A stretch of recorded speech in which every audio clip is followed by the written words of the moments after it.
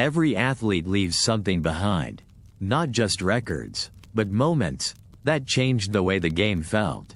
Some stories are loud. This one isn't. Tonight, we slow it all down. And listen. This is The Quiet Rise of Breece Hall. A cinematic journey from silence to stardom. Before the cheers, before the cameras, there was silence. In a still Kansas neighborhood, where porch lights flicker like fireflies and the twilight speaks in whispers, a boy named Breece Hall lived inside the hush. No logoed cleats, no trophies crowding the mantel. Just the smell of dinner wafting through screen doors, the dull groan of a ceiling fan, and a football gripped tight between 10 quiet fingers. He ran only when the streets were empty. He dreamed before anyone gave him permission. In those early years, the closest he came to stardom was catching shadows on chain-link fences. Some boys shout to be noticed. Breece was the kind who listened first. There was something about those Topeka nights. The way the wind moved without asking. The way the fields waited patiently. It taught you how to be still, and how to strike when the time was right. Long before he found his name stitched into a jersey, long before he was circled on scouting reports or filtered through draft boards. He was simply a boy, whose spirit seemed drawn to the game, like a tide pulled by something older than light. His laugh, when it came, was soft. But when he ran in the backyard, even then, the grass bent a little differently beneath him. The neighborhood knew his name, but not what it might mean. Not yet, and maybe that's the strange beauty of it all. That greatness doesn't begin with a bang. It begins with questions too quiet to ask out loud. What makes a legend? Is it speed, grit, glory, or is it something else? Something quieter? Something more patient? A boy like Breece never announces himself. He unfolds. So while the nation slept, dreaming loud dreams of louder players, a moment had already begun. Still, unseen, but moving. Here, on this quiet street, between the skipping bike tires and the screen doors slamming shut, history wasn't roaring, it was humming. The grass will forget the weight of his feet, but the game won't. Not everything born in silence stays hidden forever. He was just a boy, but something had already stirred. Breece wasn't raised by accident. Long before he ever took a handoff in a stadium, the game moved quietly through his bloodline. His stepfather, Jeff Smith, once wore the Sunday colors of the Denver Broncos, a man who knew the weight of pads and the language of pain. Not many kids grow up with someone at the dinner table who can tell you what the NFL smells like. But Jeff didn't boast, not the way others might have. He spoke in the cadence of old games, measured, calm, thoughtful. Lessons came not in lectures but in presence. And Breece, a quiet observer even then, listened to what wasn't said just as much as what was. Sometimes, the stories came soft. A mention of mile markers on long-away trips. A quiet nod to playing hurt. A smile at victory never loudly declared. That kind of legacy sinks in without fanfare. And for Breece, it didn't create pressure. It built direction. There was no command to follow footsteps. Only an invitation. A blueprint written in the fading laces of passed-down cleats. A roadmap etched not in demands, but in belief. At school, he was tall for his age, broad shoulders, long legs that hadn't yet caught up to themselves, but with a shyness that stood just behind his stride. Teachers noticed he was polite. Coaches noticed something else. He moved better than most kids his size. Not just fast, composed. Balanced. Like something inside him already knew angles the rest hadn't yet learned. In the early evenings while the sun settled low across Kansas skies, Breece could be found in parks with thin grass or behind schools where the fields tilted ever so slightly. He wasn't running drills. He wasn't preparing for scouts. He was simply moving, with a ball in his hand and a thought in his head. When you watched him, it wasn't always clear how good he might become. But it was clear he belonged. And belonging, before skill, stats, or stardom, might be the first whisper of greatness. By middle school, coaches began to nod just a bit longer when they saw him run. Kids got something, they'd say, not yelling, not writing headlines. Just quiet affirmation among men who'd seen enough young backs to know when one stood apart. And through it all, Brees kept his words few and his eyes sharp. He wasn't the teammate you instantly remembered in the locker room. He was the one you remembered after film. His instincts started sharpening. Sometimes he'd cut before anyone else saw the hole. Sometimes he'd hesitate, not from doubt, but from timing, as though his feet in the playbook were agreeing in real time. That was early, and it was only the beginning, because something deeper was beginning to stir. Not from the accolades, not from the push, but from the memory of stories passed across dinner tables. Of footsteps once pressed into Denver turf. Football wasn't a dream in this house. It was a memory stretched forward. A piano note still playing, softly, in the next key. By the time Brees first buckled a chin strap for real, there was already history beneath it.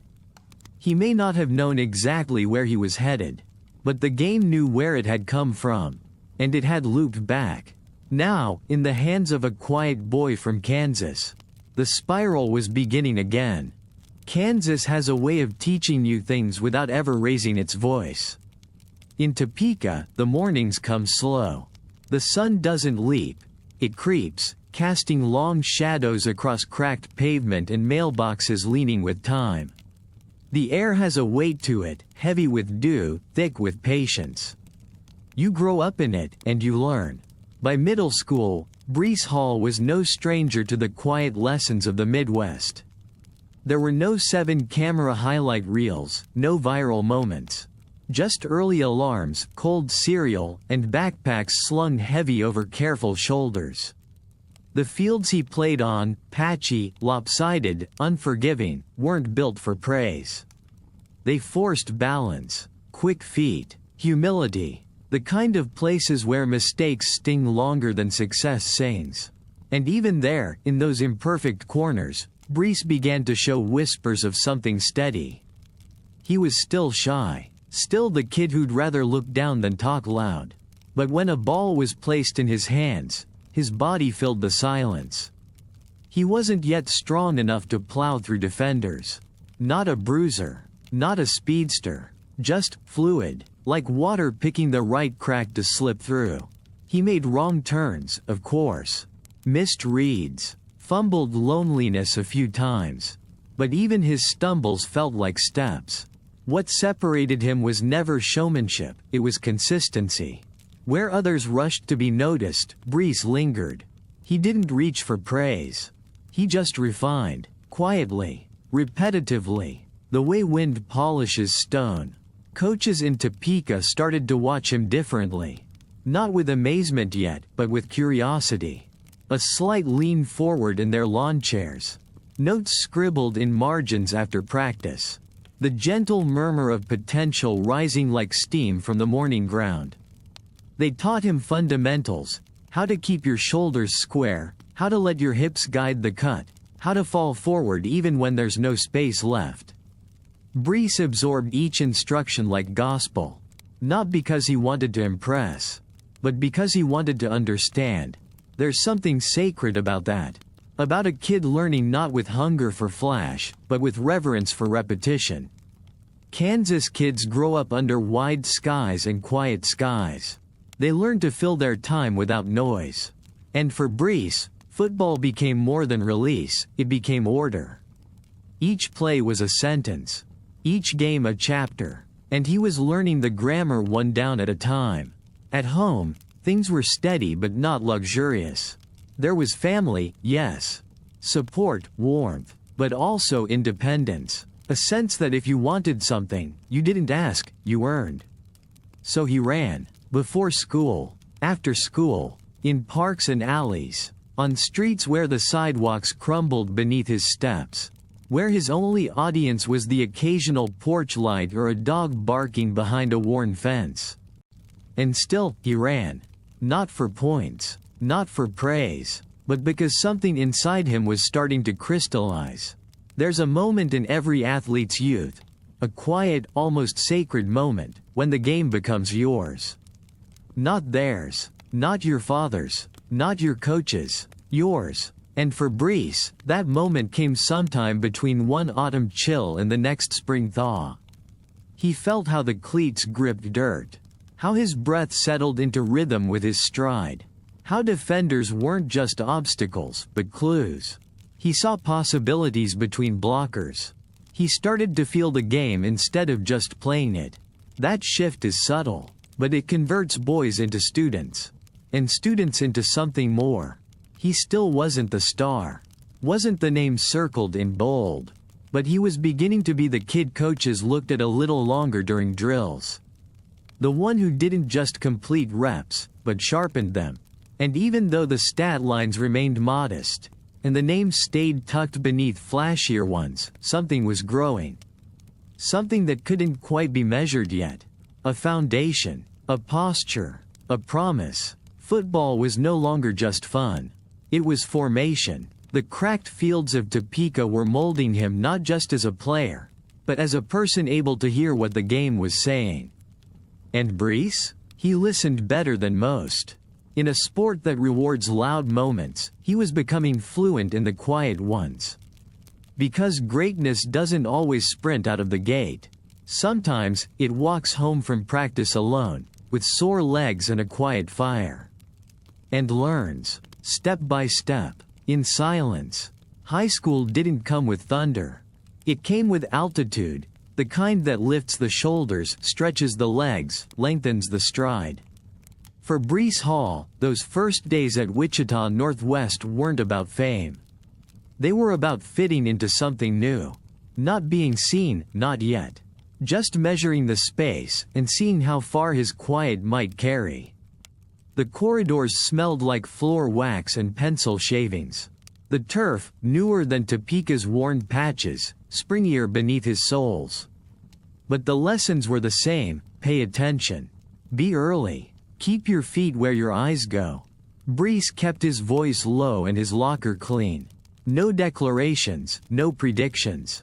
But when practice hummed to life in the evening heat, something in him began to unfold again. There's a look coaches give when uncertainty turns into certainty. It's subtle. A stillness in the eyes, maybe. A pause before calling the next drill. And Breece began to draw those pauses. He didn't blaze past everyone. He blended in and broke out at once. Cuts that didn't seem dramatic, but defenders still missed. Steps that weren't rushed, but always right. The weight room was gray and cold, filled with clangs and strained voices.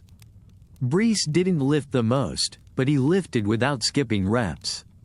Without excuses. When others groaned, he focused. Concentrated, like each repetition could shape the tape of tomorrow. Outside, summer bled into autumn, and Friday nights sharpened their edges. The crowd swelled. Parents, teachers, kids who only half followed the game. They came for distraction and drama. They got something quieter. A tall, composed back who didn't celebrate much but moved the chains like clockwork. He wasn't loud in the huddle. But when they gave him the ball, things happened. Not always flashy, but undeniably forward. And coaches started circling plays in their binders and writing just 2 words beside them. Give Breece. With every touch, he grew more certain. Not arrogant, rooted. There is a difference. He began watching more film than anyone expected.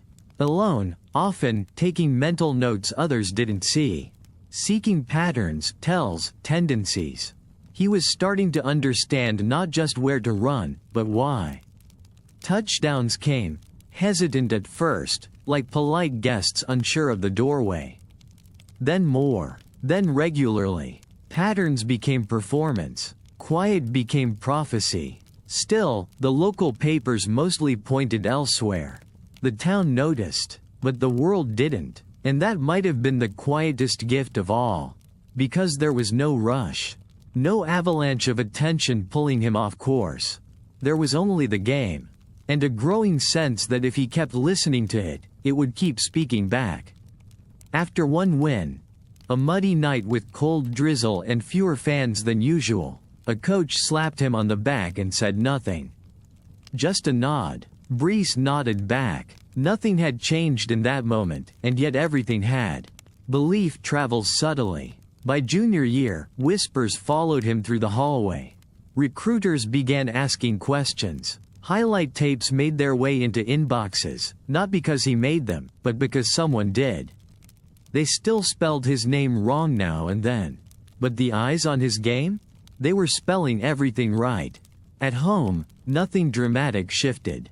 The same dinners, the same routines, gratitude before glory. His family didn't frame predictions, they framed effort.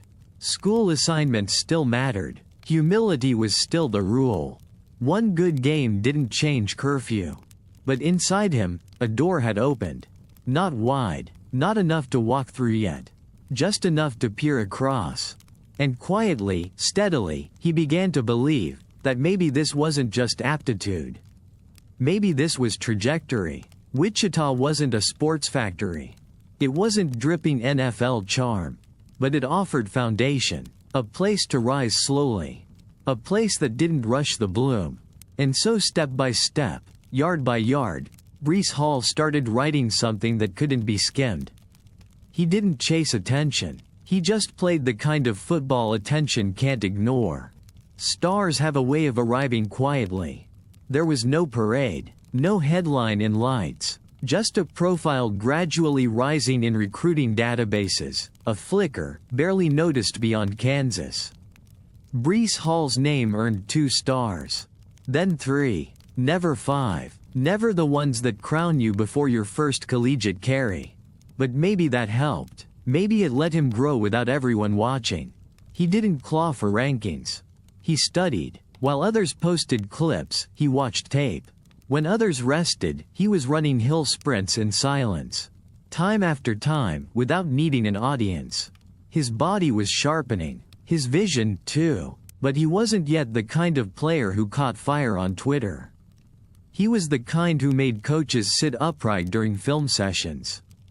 The one who made scouts lean forward. Quietly, the offers came in. Some big names. Some shiny programs. But none of them quite felt like him. Then came Iowa State. Not a blue blood. Not a trophy rack school. But something about it, its chill mornings, its honest weight rooms, its belief in slow things, felt familiar.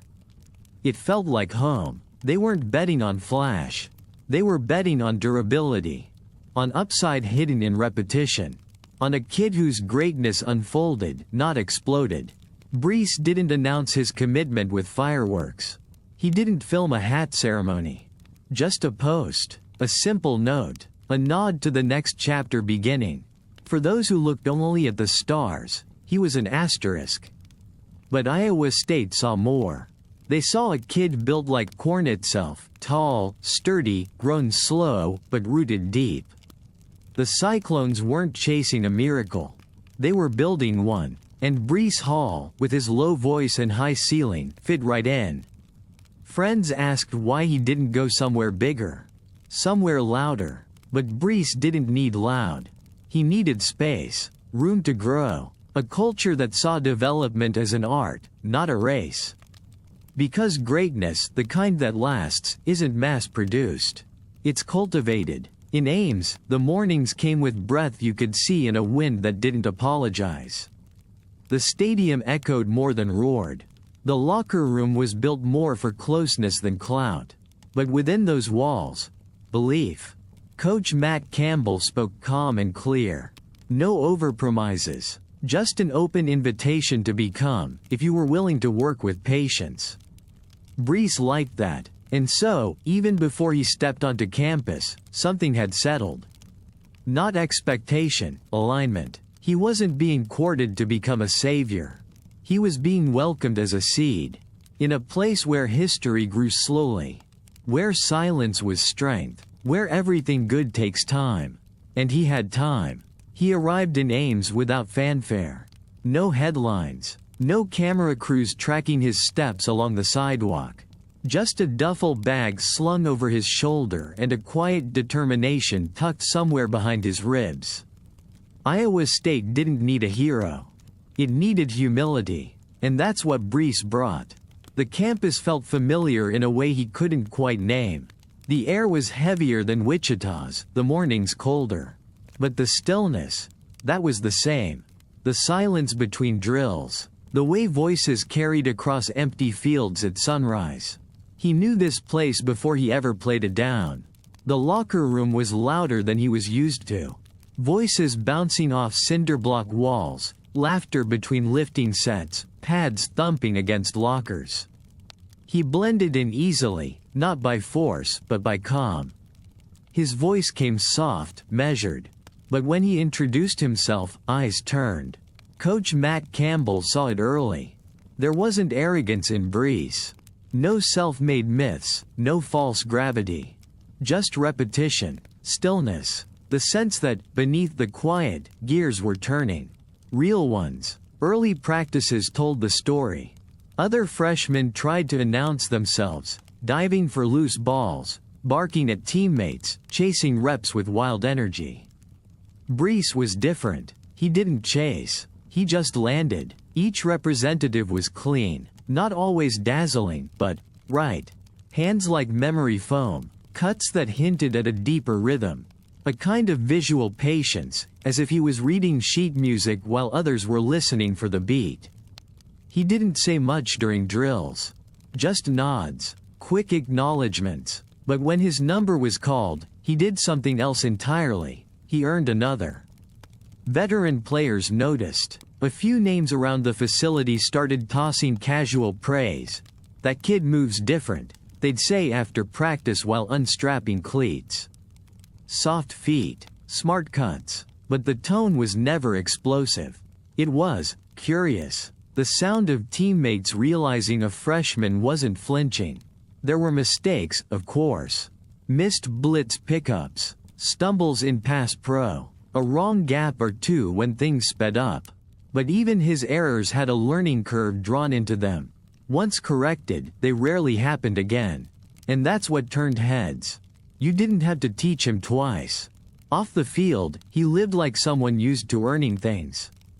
Study hall, weights, meetings, on time, present, alert. When others slouched into film sessions blinking away yawns, Breece leaned forward. He had a notebook already open. He watched how linebackers shifted on third and short. How safeties disguised intentions pre-snap. How running lanes didn't just appear, they unfolded. By early fall, whispers started. Assistant coaches comparing notes. He's not just athletic. He sees the game. And when small scrimmages turned into full speed drills, Breece didn't fade. He flourished. No one could quite recall his first big run. It wasn't written in fireworks. But there was a moment, a stretch play to the boundary, and he disappeared behind the left tackle, then reappeared 10 yards downfield, untouched. A few players on defense stopped mid-play. What just happened? No celebration, no finger-pointing. Breece just jogged back, wordless, and stood by the coach. There's a kind of talent that leaps from the screen. But rarer is the kind that creeps, quiet, disciplined, unrelenting. Like water through stone. As weeks passed, game day crept closer. Depth charts were fluid, reps were divided, but Breece kept showing up, wearing down the doubt. Coaches watched the tape and saw it. He made the right cut. Followed the read, always ended forward, and so came the meeting. A quiet word from Coach Campbell before practice. "You'll be getting more reps this Saturday." Just that. No pep talk. No promise. And Breece? He nodded, like he already knew. His roommate said he didn't change that night.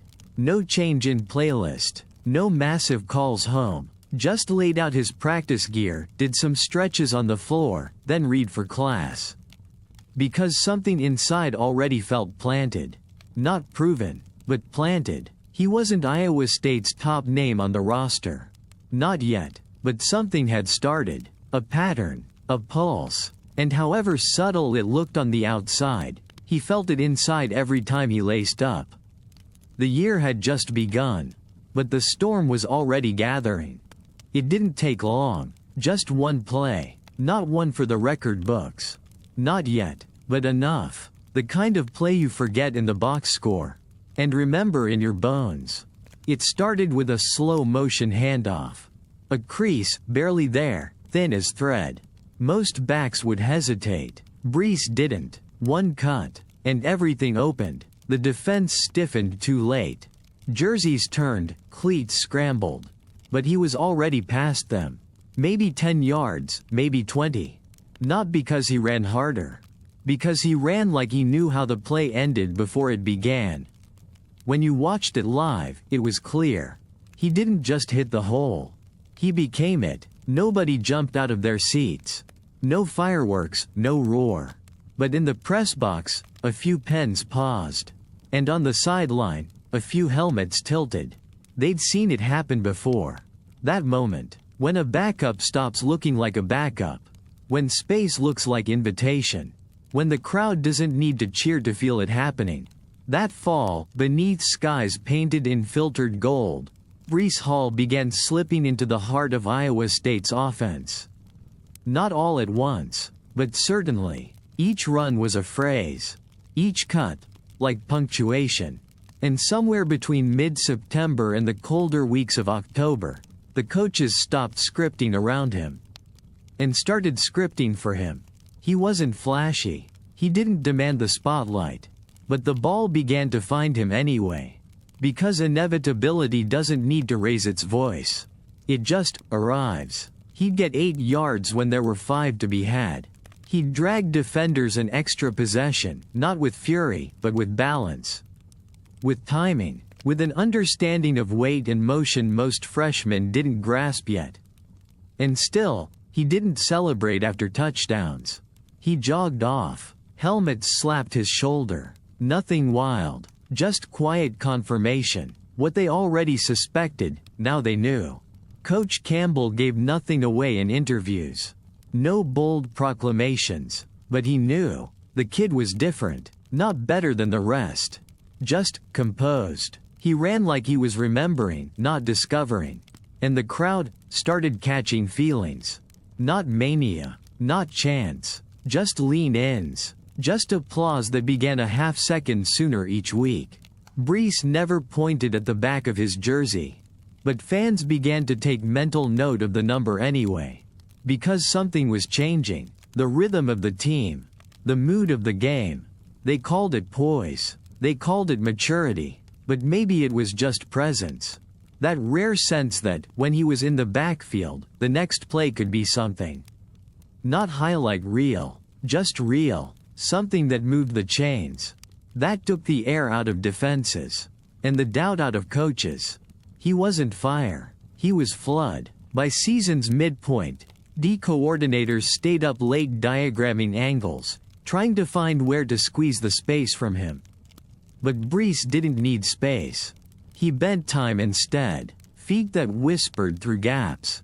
Hips that shifted like pages in a breeze. A body in harmony with a game that rarely grants harmony. He didn't just play running back. He composed it, and the plays, one by one, began to echo.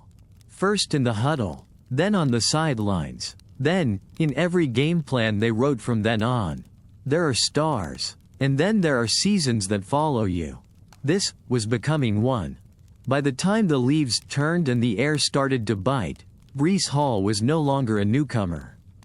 He was the rhythm. Handoffs came like clockwork. First down, second and short, goal line. Every time the ball touched his chest, the offense seemed to settle. Not with ease, but with trust.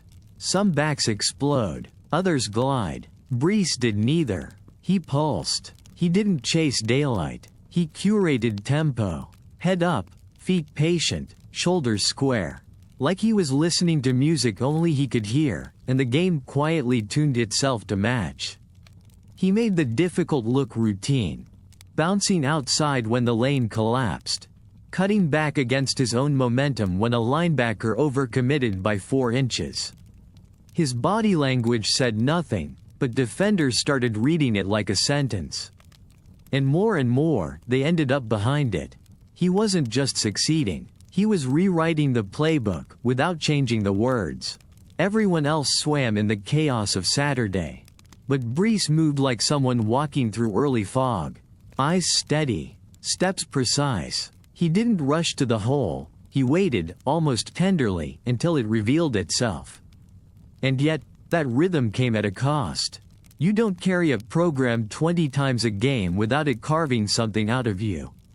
Not all at once, but piece by piece. The soreness didn't show on tape. Not in September, but October crept. Practices grew colder, bodies tightened, and every hit settled just a bit deeper than the one before. He didn't say it out loud. That wasn't his style, but the fatigue began to swell in his legs. A weight that had nothing to do with muscles. Still, he showed up. Every snap, every drill, even when his stride lost half a step, his hands stayed reliable. Because being the metronome meant more than yardage. It meant presence, and Breece understood that better than most. In meetings, teammates started watching his clips more closely, not for the highlight, but for the blueprint. How he pressed one step longer. How he leaned through contact. How he chose patience instead of panic. He wasn't teaching on purpose, but he was being studied. For 12 weeks straight, defenders tried to guess him. He made them hesitate, and in that half-beat, he found air. The whispers in the locker room shifted. Not just, "he's good," but "he's got it." A phrase with no clear definition, but every player knows what it means. The weight room was no longer optional. Film sessions weren't chores. He made it all seem necessary. Even the trainers noticed. Tape requests got quieter. Treatments came earlier. Guys stretched more. Because when someone leads with silence, people lean in. And yet, no one leads forever without bending. Late that season, he started to feel it. The heaviness in his cuts. The stiffness in morning walks to class. Not pain, not injury, just the accumulation of responsibility. The body has its own memory. And Breece's had stories to tell. He didn't complain. He didn't pull back. He just drilled deeper into the rhythm. Because sometimes, that's what greatness is. Not explosion, not domination, but consistency. The kind that doesn't draw headlines, but chains drives together. The kind that doesn't announce itself on the highlight reel, but haunts coordinators in their notebooks. And so he kept running, kept composing, even as the drums in his legs beat louder than the crowds ever could. Because that's what rhythm does. It keeps going, even when it aches, even when no one else hears it. 294 carries. That's how many times the ball found Breece Hall in one season. Each handoff was its own story, some violent, some smooth, all remembered by body more than mind. Almost 1,600 yards. 21 touchdowns. Every number etched like a quiet monument. But no number captured the weight. He didn't ask for the load. But he bore it anyway. The yards came, so did the eyes. First local acclaim, then regional buzz, and then, like mist rising from morning ground, mentions in national broadcasts. Soft, at first, but they lingered. "He's unshaken," one analyst said. And maybe he was. But being unshaken didn't mean being untouched. The defenses blurred. Their jerseys changed. But every Saturday came with a familiar thud. Pads on ribs. Arms clutching at legs. Turf biting skin. Running backs are used to contact. But this was more than that. This was weight, carried in repetitions, in expectations, in unspoken responsibilities passed silently from the locker room to the field. He wasn't just playing well. He was becoming necessary. That kind of need hardens you. It doesn't give you permission to fail. It hands you the ball and tells you to fix what's broken. And for the most part, he did. He'd line up, scan the box, take the snap into his chest, and vanish into chaos. Play after play, drive after drive, week after week, Coaches stopped asking, "Can he handle it?" They just gave him the ball. Because he was proving answers with every yard. But away from the film room and highlight reels, reality crept. Soreness that lingered longer. Mornings that took more stretches just to feel normal. Bruises that didn't deserve names but earned respect. And through it all, Brees never flinched. Not in interviews. Not in film sessions. Not when fans began whispering words like, "Doak Walker," and "All-American." He smiled, yes, but even his joy wore cleats. Quiet, measured, laced tight. Perfection isn't a standard in football. But Brees flirted with the line. He missed few holes, made fewer mistakes, and when games got tight, the team didn't talk about who wanted the ball. They just looked at him. Sometimes that was enough. Still, when the final whistle blew, and the cleats came off, and the jersey peeled from aching shoulders, he felt it. The toll of being relied upon. Not all players get to carry a team. Fewer still survive it. And yet, there he was, week after week, composed. Like he'd been built for burden. He never asked to be the engine. But he became it, not through bravado, not through volume, but through the consistent turning of gears. And in the quiet between plays, between interviews, between each yard gained, he felt that engine hum, knowing that greatness isn't just measured in touchdowns, but in the weight you carry when no one else can. The decision didn't come in a single moment. It arrived like most endings do, quietly and over time. After the season, when the stadiums emptied and the pads were stowed, Brees sat with his silence. Not the kind that hides. The kind that asks questions. When you've carried the ball nearly 300 times, you've already lived several seasons inside one. And when the whispers of the next level start brushing the walls of your mind, it's hard not to listen. Still, he didn't chase it. He examined it. No flurry of Instagram teases. No cryptic tweets. Just Brees and a choice. Stay and chase school records.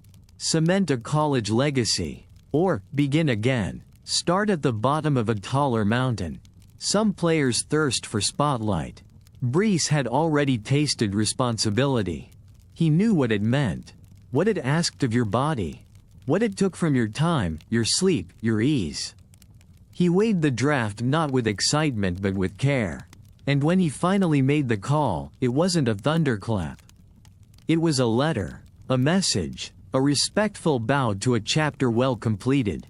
He thanked the coaches, the fans, the teammates who helped him stand when legs grew heavy. And then, gently, moved forward. Some Cyclone fans wondered why now?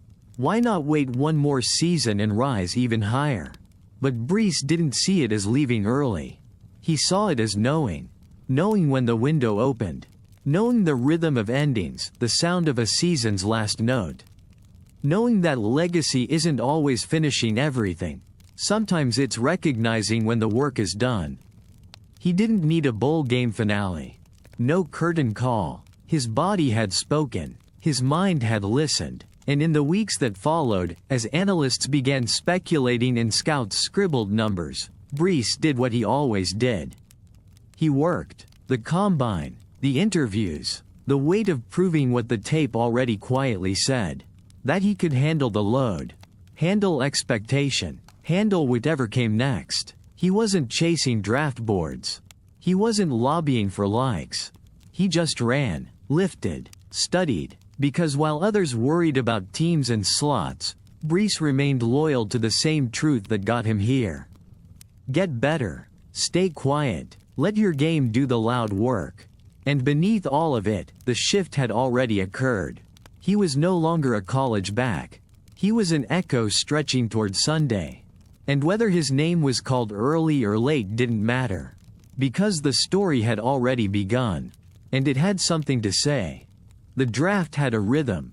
Electric. Restless. 1,000 voices swelling with hope, nerves, and speculation. Somewhere in it, Breece Hall waited. Somewhere just off-screen, in a room quieter than expected. He wasn't the first name read. Not even on the first day. That didn't shake him. He was used to waiting. Pick after pick. Running backs with gaudy tape, louder reputations. But Brees sat still, listening. Not to commentators but to the feeling in his chest. Familiar, steady, unbothered. When the New York Jets called his name with the 36th pick, there were no fireworks in the room. Just breath. Just presence. He stood, hugged family. There was warmth, but not disbelief. He had always expected to belong, even when no one else did. The NFL didn't announce him as a steal or a sensation. Just a selection. But Brees knew better. The league may move fast, but it always makes room for players who move right. New York. Big city. Bigger glare. The kind of place that eats players for breakfast, especially the quiet ones. But not every storm needs volume. Some simply arrive. When he landed, it was with a handshake and a duffel bag, close to how he entered Ames. Reporters buzzed with questions. He gave measured answers. Calm, respectful, focused without flair. New York sports media wasn't used to that. But his teammates noticed. Veterans eyed him in practice. How he moved, how he stayed late, how he absorbed instruction like oxygen. There was no need to shout. His feet would speak for him. Off the field, he adjusted slowly. Traffic, noise, headlines. It was a long road from Kansas to the concrete buzz of MetLife Stadium. But nuance had always been his language. He wasn't just learning plays. He was learning people. How to earn trust in a locker room built on scars. How to wait for carries in a game overflowing with egos. And still, he waited well. Training camp came. Then preseason. Whispers stirred. He's got juice. Natural cutback. Balanced. Coaches nodded. He had it, whatever that was. But Brees wasn't chasing mystique. He was chasing progress. Every drill refined. Every walkthrough a chance to fold the playbook deeper into muscle memory. Then came the season. A blur of color and noise, solos and breakdowns. Through it, Brees began to emerge, not with flash but frequency. Short gains, timely cuts, a screen pass here, a third down scurry there. Fans started tweeting, "RB1 soon?" But Brees didn't answer. He just kept running, because the draft hadn't written his ending. It had only opened the door. And the silence he brought with him? It wasn't fear. It was focus. He wore green now, not just to be noticed, but to prove what had always quietly burned beneath the surface. That he belonged. That the game hadn't just called him up. It had been waiting. He arrived in New York with little fanfare. No bombastic entrance, no declarations. Just a duffel bag in one hand and a worn binder of plays in the other. MetLife was louder, taller, harder than anything he'd known. Asphalt where there'd once been cornfields. Billboards instead of chalkboards. But Breece Hall walked through it all the same way he always had. Head slightly bowed, steps sure, eyes taking quiet measure. They gave him the ball early. Not every down, just enough to get a feel. A screen here, a stretch run there. And each week, those touches seemed to grow, like the staff was testing the weight, slowly, carefully adding more bricks to his shoulders. He didn't complain. He didn't boast. The cuts came clean, the reads sharp. No fire, just heat rising. And then came October. Denver. Crisp skies, mountains nearby. This was Jeff Smith's old stage. The house where an earlier bloodline wore orange. And now, Brees stood laced up in green, ready to write his own line in the family's quiet scroll. The ball snapped. He took it with calm hands, dipped behind the right guard, then snapped inside. One defender missed, then another. Suddenly, space. Wide, shimmering space. It wasn't the fastest run the stadium had ever seen. But it was spiritual. A 72-yard release. And with it, the silence broke. You could feel it in the way the sideline surged. In the helmet smacks. In the shift of the crowd, from ambient to electric. People stopped reaching for their phones. They just watched. Because you don't record inevitability. You witness it. When he crossed the goal line, Brees didn't dance. Didn't flex. He just turned, lifted the ball slightly, and jogged back. Like something had been restored. After the game, reporters swarmed, hoping for a quote that matched the moment. But Brees gave what he always gave, measured smiles, a thank you to the line, and a line about execution. But inside, something had opened. Not ego. Trust. He'd run since boyhood, but this one meant something more. Not the yardage, not the highlight, but the feel of the ground beneath him.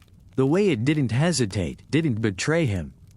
Because 11 months earlier, the ground had given way. Ablation, collapse, silence, a torn ACL, meniscus damage, a reminder that even steady things can break. And now here he was, a few inches taller perhaps, not in height, but in presence. Stronger, wiser, humble in a new way. He wasn't running to prove anything to the league. He was running to prove something to his legs. To the scar tissue. To the tendon that once whispered uncertainty with every step. This was less a statement and more, a peace offering. To the game. To his body. To himself. The plays kept coming. Some longer. Some quieter. But that one, had said enough. Because after injury, after doubt, after silence, sometimes all it takes is one clear lane. And one man unafraid to trust his feet again. It happened on a sweep left. Routine. A play they'd practiced 100 times. Guards pulling. Wide out ceiling. Breece taking the ball like he always did. With quiet hands and steady breath.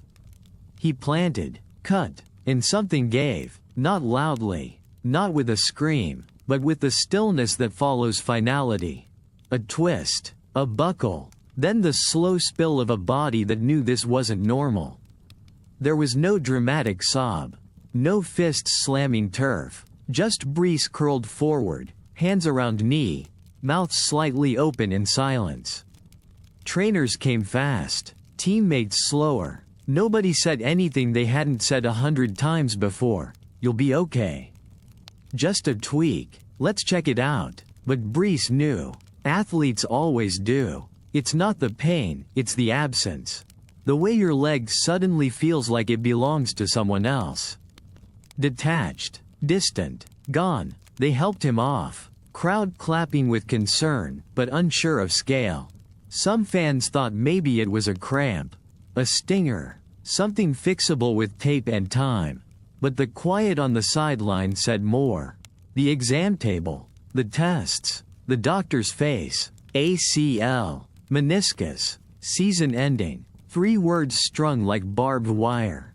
No running back hears them without feeling history reach up and pull. His rookie year, once full of promise, had collapsed in a single step. And the strange thing? He didn't cry. Not then. Not in front of teammates. Not in the locker room. Not during the long, low flight back.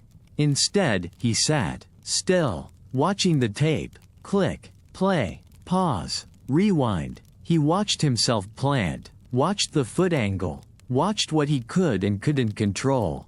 He wasn't looking for blame. He was looking for understanding. Because if you can understand something, maybe you can heal from it. Days passed, then surgery, then the strange, clinical quiet of recovery, a routine of ice bags, elevation, dull ache.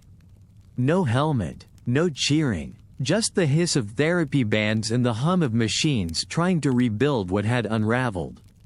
Mornings got slower, nights got longer. The world kept playing football without him. That's the part no one prepares you for. Not the injury, the removal. The way Sundays feel like echoes, like songs you remember but can't sing. Teammates sent texts. Coaches sent encouragement. Headlines wrote about his potential, paused. And Breece sat by windows. Walked laps in pools. Relearned simple motions like they were sacred. He was no longer a breakout. He was a rehab. In the vacuum, questions sneaked in. Would speed return? Would balance? Would trust? The ACL doesn't just mend tissue. It asks who you think you are now. Sometimes he'd leave his phone off. Not to hide, but to hear himself more clearly. To separate noise from truth. The truth was this: football hadn't left his bones. Even if it had left his body for a while. He watched film, not of himself, but of other comebacks. Other men who'd limped, then flown. He scribbled notes, ate cleaner, slept longer, became, in some quiet way, more whole. Because when your game stops, your life sharpens. You find what matters. And what mattered was movement. Not fast, not glorious, just forward. Winter came without a season. Not snow or sleet, not even the heavy frost of the Midwest he once knew, just stillness. The kind that wraps around you when purpose slows. While the league moved, collided, celebrated, Breece Hall walked slow circles in quiet rooms. Not stadiums, not sidelines. Rehab centers lit by fluorescent overheads and lined with mornings that all looked the same. Injury recovery isn't cinematic. It doesn't build with swelling music or fade-outs. It starts, and then it waits. First came the brace. Stiff, heavy. A reminder, each time he looked down, of what was no longer his. Then came the exercises. Not complex. Just frustrating. Retraining basic motions. Bending a knee. Flexing a foot. Progress came not in leaps, but in degrees. Some days, he gained 2. Other days, he lost 1. He learned that comparison was a thief. That the body doesn't care about calendars. That healing has its own voice, and it rarely raises it. He'd arrive early, stay late. Stretch in silence, not because someone asked, but because something inside him wouldn't sit still. The sounds became familiar. Velcro straps peeling away. Resistance bands snapping taut. The slow exhale of pain held just below a grimace. This was his field now. No turf. No fans. Just repetition. Again and again. Not because he was chasing glory, but because he was remembering who he'd been. Some days, he watched the Jets on TV. Helmetless, seated. Watching the cutbacks he used to take. The holes that used to open for him. The touchdowns followed by names that weren't his anymore. Jealousy never arrived, but hunger did. A quiet, sharpening kind. Not for spotlight, but for swing. To feel things click again. To run not just fast, but fluent. He studied backs who'd come back before. Drank their interviews like scripture. Not their bravado, but their admissions of doubt. Because doubt, in moments like this, is not weakness. It's a checkpoint. The physical recovery was only half. The emotional one whispered longer. Could he trust that knee again? Not just in drills. In open field. In traffic. In the instant before contact, when instinct returns, or retracts. He asked himself quietly, and often. Each weight session didn't just rebuild strength. It asked, "Are you still you?" Each agility ladder said, "Remember this?" Each mirror, while taping up, lacing shoes, standing still, said, "Prove it." And slowly, silence began to answer. A jog without pain. A cut without collapse. A sprint that didn't come with calculation. These were the victories no camera saw. He logged them like trophies. The first day he ran without flinching. The first time he landed with confidence. The first moment, short, brittle, but true, when he remembered what rhythm felt like. Nobody celebrated, but inside, something breathed. He didn't post it, didn't film it, just sat, afterward, in the quiet corner of the facility, sweat cooling, legs sore, heart steady. He knew it still wasn't over. Recovery never tells you its final day. It just stops needing to be named.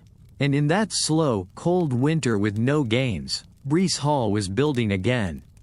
Not into what he was, but into what he could still become. Spring didn't announce itself. It crept in through glass doors and into weight rooms, brushing gently past resistance bands and recovery schedules. The snow had melted weeks ago, but for Breece Hall, spring wasn't about weather. It was about motion. By then, he had been running.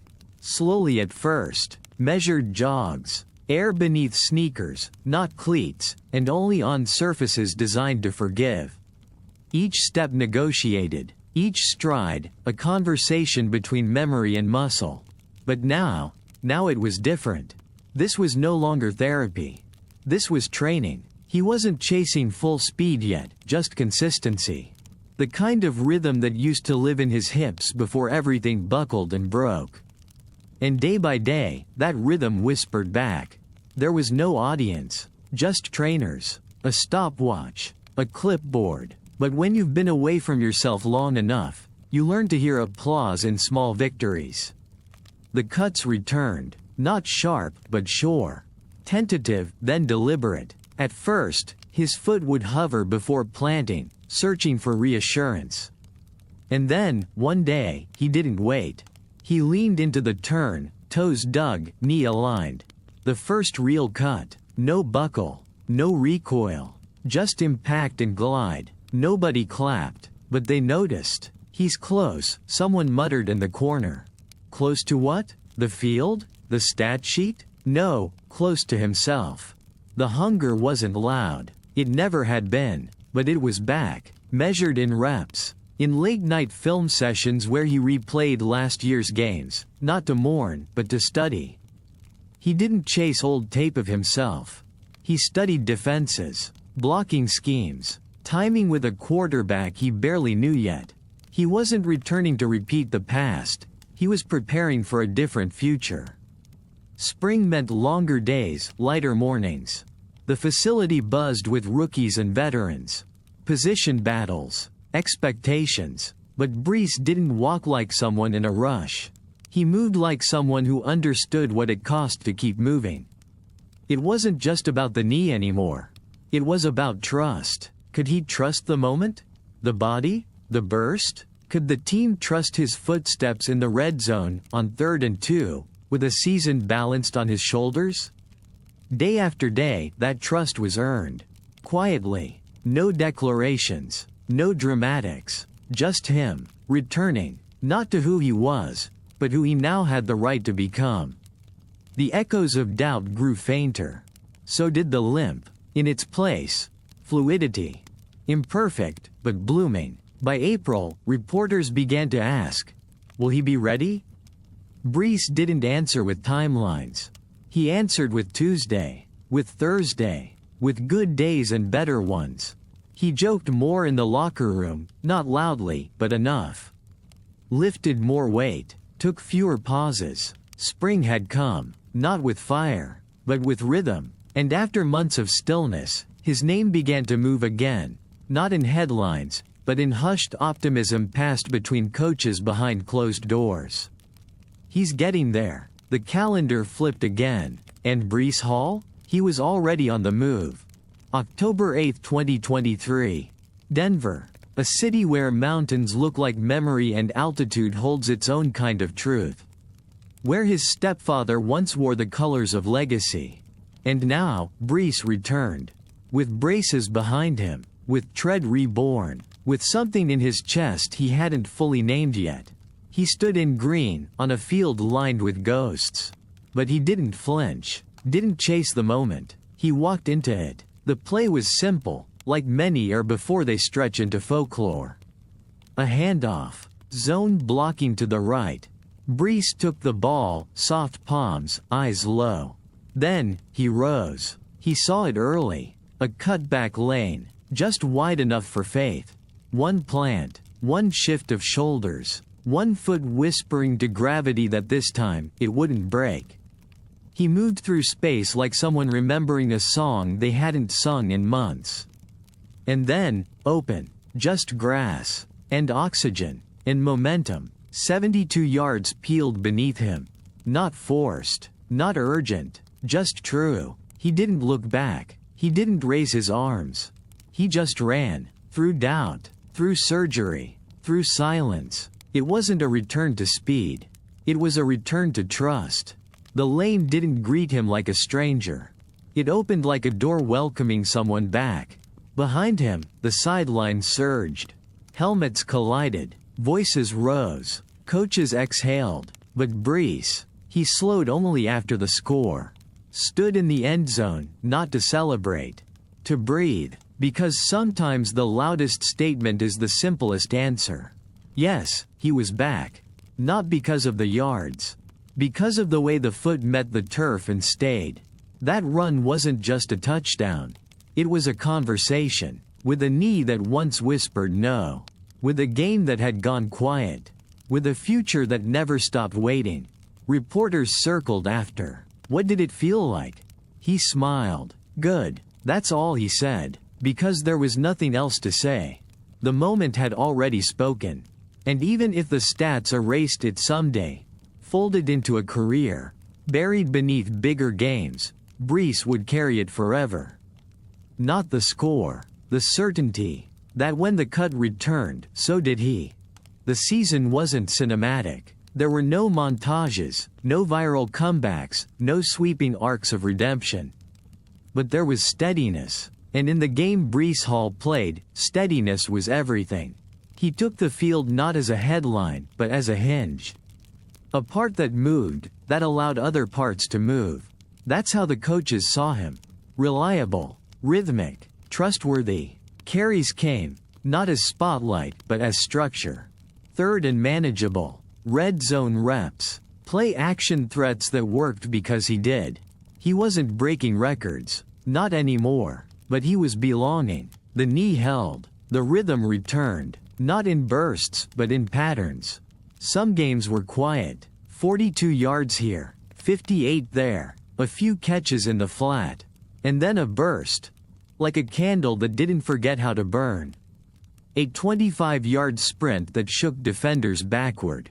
A screen pass dragged into daylight on 2nd and long. And those moments, they settled something. Not for the league. Not even for the team.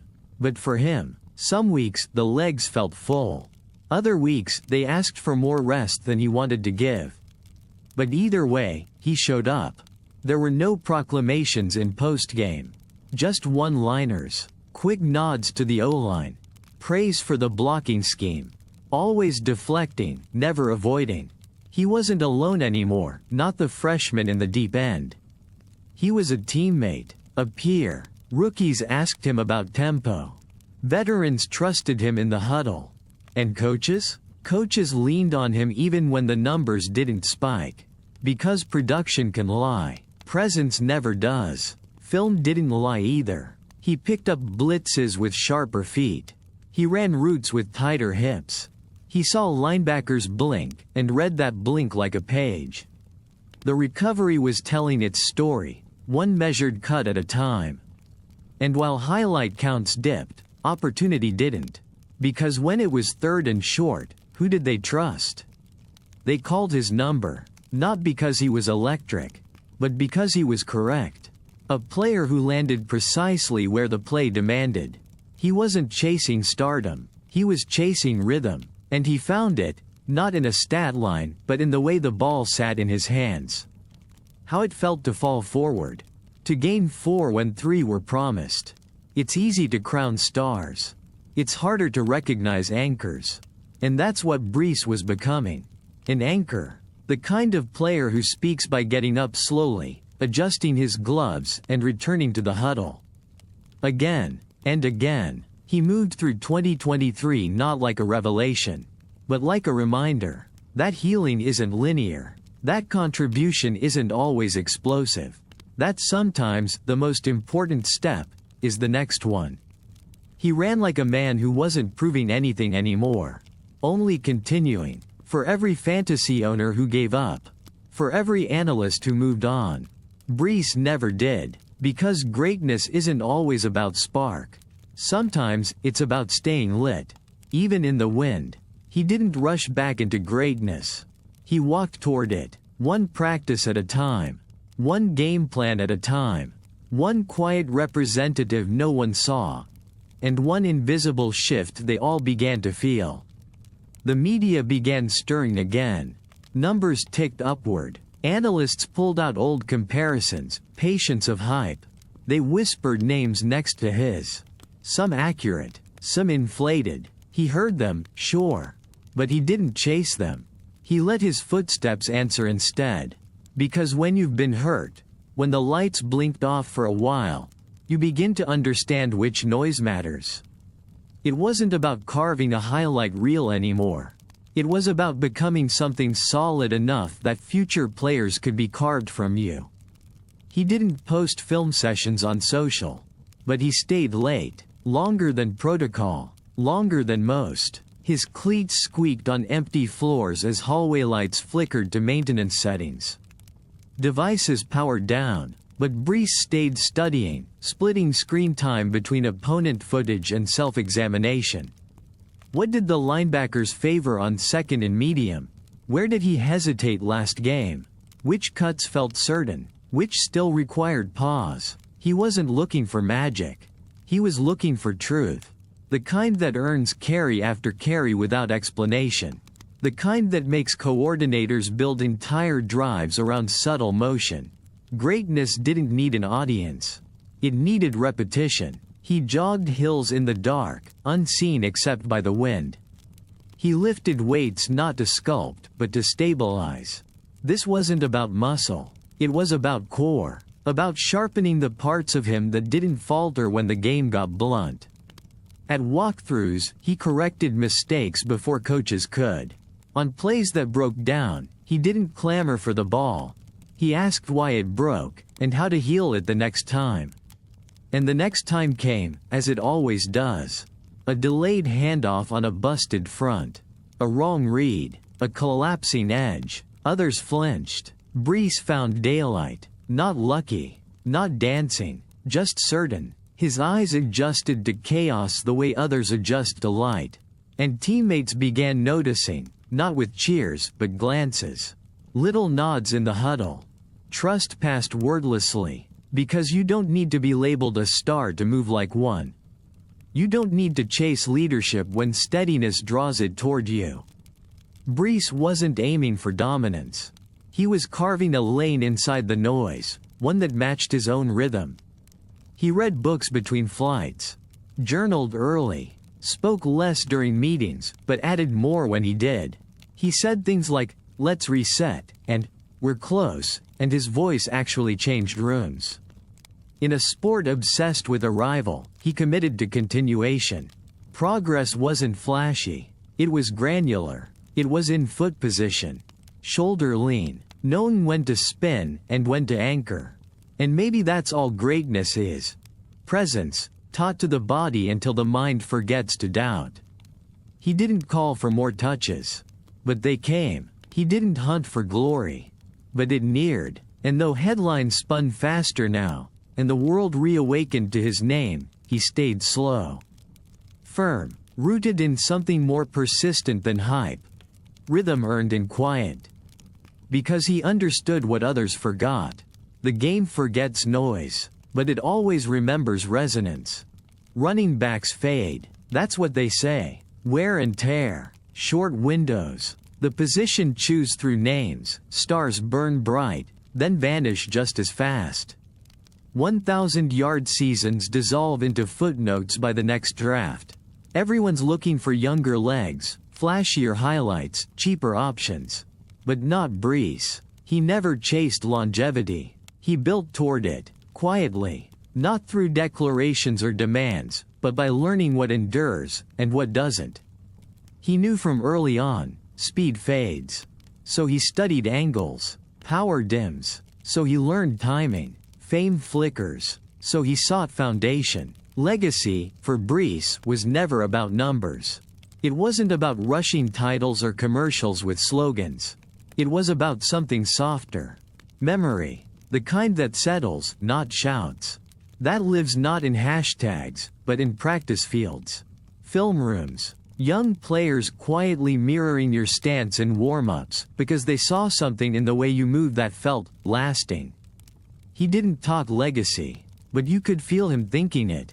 Every rep, every stretch, every small gesture to rookies walking too fast toward injuries he once limped through himself. Those things stitched something invisible behind him. An anchor. Legacies aren't made in end zones. They're made in Tuesdays. In lifting sessions where nobody claps. In game plans adjusted last minute, and the calm voice in the huddle that steadies the shift. In losses, in cold nights, where someone needs to keep eye contact after a fumble. He had become that someone. His name wasn't trending anymore. But inside the locker room? Inside the game? It lingered. A presence. A steadiness. That's the strange beauty of players like Brees. What they build often isn't noticed until they're no longer there. The way linemen shift subtly knowing his cut preferences. The way a quarterback scans quicker, knowing the check down isn't just safe, it's smart. The way a rookie tight end listens more when he says, "Trust the seam next time." Legacy isn't loud, not the durable kind. It's quiet, precise, left behind like fingerprints on the game's habits. He still runs, of course, still finds gaps that barely exist, still turns 5 yards into 9 with hips that never announce their intention. Still hears the defense's breath as rhythm, not threat. But it's different now. It's not about ascension. It's about integration. He belongs to the game, not as a flash, but as a thread. Not a statue in waiting. A standard quietly lived. And if someday a kid grips a football on a quiet street, glances to the edge, and runs like he trusts his body and the silence beneath it, maybe he won't know Breece Hall's stats, but he'll carry something of him anyway. Legacy doesn't arrive with confetti. It comes in glances, in laughter exchanged between teammates deep into the fourth quarter, in coaches who don't have to say your name during film, they just rewind and point. It's in cleats left by the locker long after practice, not because you forgot, but because you were the last one there. Breece Hall never needed a statue. He built something quieter, the kind of memory that lives in stories told on cold bus rides. In rookies who ask, "How did he make that cut?" In trainers who say, "He never skipped a session." You won't find his voice on highlight shows every Sunday. But in the huddle, where the game still breathes its truest form, he's a constant hum beneath the chaos. He doesn't run to be remembered. He runs because it's how he speaks when words fall short. He runs with the weight of those who came before. Jeff's whispered advice and Kansas winds folding across boyhood fields. He runs through the scar tissue of what almost was lost. Through the silence of rooms where rehabs outnumbered touchdowns. And yet, he never made the story about that. He made it about return. Return to rhythm, to trust, to the stillness at the center of noise. Some players chase legacy by chasing all eyes. Brees lets his grow by showing up when few are watching. By helping drive a block that opens a hole a teammate scores through. By doing the ordinary with reverence, again and again and again. Legacy isn't loud. It lingers. It sits in film libraries and memory banks. In hands clasped before kickoff. In children who wear your number not because it's trending, but because their father told them how you moved. And maybe that's all Brees ever aimed for. To move with purpose. To run for more than yards. To belong not just to stats, but to the soul of how the game is supposed to feel. Still, strong, certain. He may never hold every record, but he holds something harder. The respect of a game too often starved of subtlety. The trust of teammates. The hush of a crowd just before a carry, when everyone leans in, because they know what might happen next. And after the final snap, when time eventually calls him home, he'll leave the field the way he entered it. Head down, heart full, and without needing to say a word, he'll be remembered.